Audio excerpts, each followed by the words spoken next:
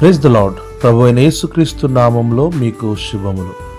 ఈ దినము కొరకైన దేవుని వాగ్దానము, నేను మీ మనవి ఆలకింతును. ఇర్మియా గ్రంథం 29వ అధ్యాయం 12వ వచనం. యేసుక్రీస్తు ప్రార్థనలు ఆలకించువాడు. ఆయన ఎవరిని తృణీకరించక వారి ప్రార్థనలకు జవాబునిచ్చువాడు. ఆయన ఎవరి ప్రార్థన ఆలకిస్తాడు?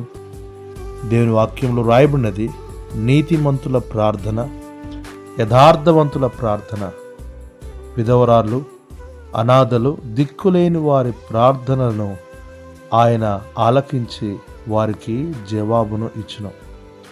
కానీ పాపుల మనవిని, హృదయములో పాపము కలిగిన వారి ప్రార్థనలను ఆయన అంగీకరించడు.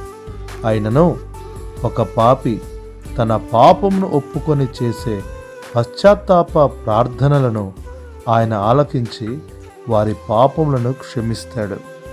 ఒకడు దైవభక్తుడైతే ఆ వ్యక్తి ప్రార్థనలను ఆయన అంగీకరిస్తాడు. కనుక వాక్యం వినుచున్న ప్రియులరా, ఈరోజు నీ అక్కర ఏదైనాను యేసుక్రీస్తు ప్రభు నీ ప్రార్థన విని నీకు జవాబును దయచేయుటకు ఆయన సంసిద్ధంగా ఉన్నాడు. మరి నీ పాపములు క్షమించబడినవా?